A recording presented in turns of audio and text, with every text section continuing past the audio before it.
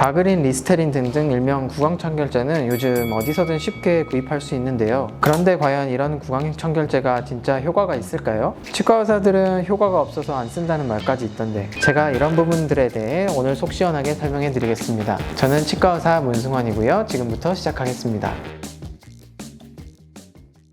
그럼 구강청결제는 도대체 언제 어떤 목적으로 만들어졌을까요? 기원전 2700년 정도 전에 처음 등장을 하게 됐는데요. 잇몸 질환 치료를 위해 처음 등장을 하게 되었습니다. 그리고 로마 시대 때에도 이제 구강청결제 사용이 보고가 되어 있는데요. 사람의 소변을 이용해서 사용을 했다고 합니다. 이는 사람의 소변 속에 있는 이제 암모니아 성분을 활용을 해서 구강청정제로 사용을 했었다라는 이런 보고들이 있었습니다. 현대의 구강청결제는 1800년도 후반에 리스테린이 등장을 하면서 시작이 되었다고 볼 수 있습니다. 맨 처음에는 이제 소독 개념으로 구강청결제가 처음 시작이 되었는데요. 지금은 이제 소독제를 넘어서서 입 안을 조금 더 화하게 청결제 느낌을 유지하고 그다음에 플라그를 제거하는 그런 용도로도 사용되고 있습니다. 그러면 대표적인 구강청결제의 종류는 어떤 것들이 있을까요? 첫 번째로는 이제 국내에서 제일 많이 알려진 제품 중 하나죠. 가그린입니다. 가그린 같은 경우에는 CPC라는 성분이 주로 이루고 있습니다. 굉장히 우리 입안을 좀 상쾌하게 해주고 항균 작용을 하는 그런 성분들이 들어있기 때문에 구강청결제로 제일 많이 알려진 제품입니다. 두 번째로는 리스테린인데요. 아까 설명드린 CPC하고는 조금 다른 성분을 가지고 있습니다. 에센셜 오일계로 분류가 되고 있는데요. 리스테린 안에서도 이제 알코올을 포함하고 있는 제품도 있고 알코올을 포함하지 않는 제품도 있고 색깔도 굉장히 다양하고 맛도 좀 다양하게 나와 있는 그런 제품입니다. 그리고 세 번째로는 헥사메딘입니다. 헥사메딘 같은 경우에는 상대적으로 앞에 두 제품보다는 좀 덜 들어보셨을 수 있는 제품인데요. 제가 제일 많이 사용하는 제품 중 하나입니다. 수술 후에 염증을 가라앉히고 세균의 번식을 방지하는 목적으로 사용이 되었기 때문에 구내염이 그냥 생겼을 때도 저는 사용을 하고요. 그리고 목이 따끔따끔하고 이제 감기가 걸리기 시작했을 때도 저는 인두염, 후두염 완화를 위해서 헥사메딘 가그렉을 많이 사용을 하고 있습니다.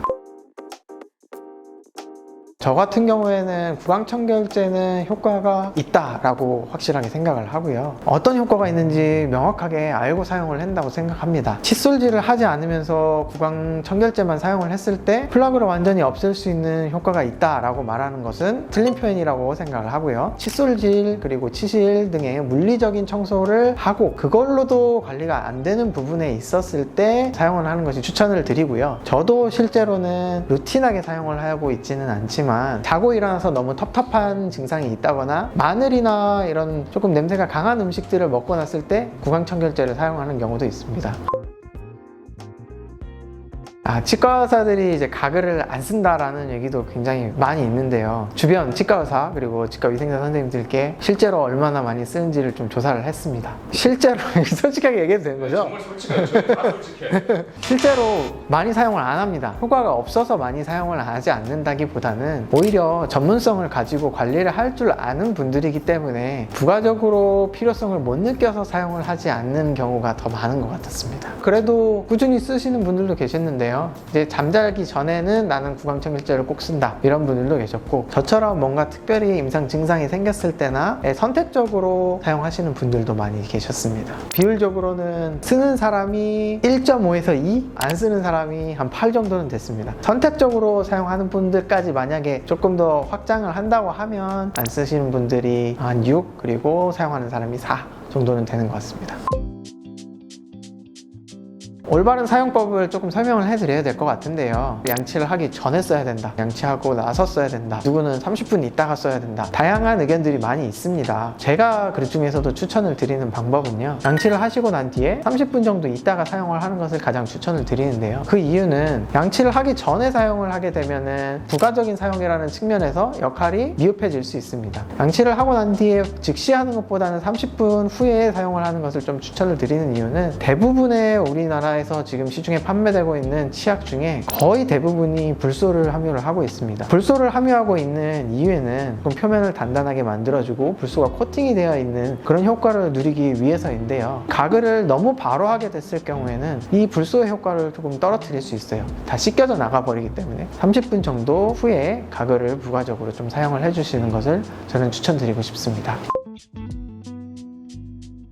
네, 최근에는 이제 제로 타이틀이 붙은 알코올이 없는 제품들에 대한 홍보들이 굉장히 많이 나오고 있어요. 그럼 알코올이 없었을 경우에 어떤 차이점이 있는지를 생각을 해봐야 되는데요. 우리 입안에 가글을 하고 났을 때 알코올 성분이 남아있다가 이제 휘발을 하면서 구강을 조금 건조하게 만드는 그런 효과가 있습니다. 그래서 알코올이 없었을 경우에는 상대적으로 건조 증상이 덜 일어나게 됩니다. 우리 입안에서 침이 굉장히 중요하고 구강이 얼마나 촉촉하게 타액으로 코팅이 되어 있는지가 충치가 덜 생기게 하는데도 굉장히 중요한 역할을 하고요. 다양한 역할을 하는데 알코올 성분으로 인해서 구강이 건조해지게 되면 또 잃을 수 있는 부분들이 생기기 때문에 최근 들어서 알코올이 없는 그런 제품들이 많이 나오고 있는 것 같습니다. 그러면 알코올이 있는 제품과 없는 제품을 비교했을 때 무조건적으로 알코올이 없는 제품이 좋은가 라는 걸 좀 생각을 해봐야 되는데요. 알코올이 있는 제품의 장점도 있습니다. 알코올 성분으로 인해서 좀 더 상쾌한 느낌을 느낄 수 있고요. 구강 청결제 맨 처음 시작을 소독약으로 처음에 시작을 했다라고 말씀을 드렸는데요. 근데 알코올이 소독하는 성분이 있기 때문에 소독하는 효과, 이런 효과는 상대적으로 좀 더 유리한 부분이 있습니다. 그렇다면 원장님이라면 네. 알코올이 들어있는 걸 쓰신 건가요? 안 들어있는 걸 쓰신 건가요? 이것도 솔직하게 그냥 가는 거죠. 저는 알코올이 들어있지 않은 것을 쓸 것 같습니다. 저는 나름 구강 관리를 열심히 하고 잘 정기적으로 스케일링하고 잇몸 치료하고 잘 하고 있다고 생각하기 때문에 알코올이 없는 제품과 헥사메딘을 이렇게 병용을 해서 쓸 것 같습니다. 네, 오늘은 이제 다양한 구강 청결제 그리고 치과 의사들이 실제로 사용하는지 이런 것들에 대한 궁금증에 대해서 좀 알아보았는데요. 다음에 더욱더 유익하고 좋은 정보로 다시 돌아오도록 하겠습니다. 구독과 좋아요 부탁드리겠습니다. 네, 감사합니다.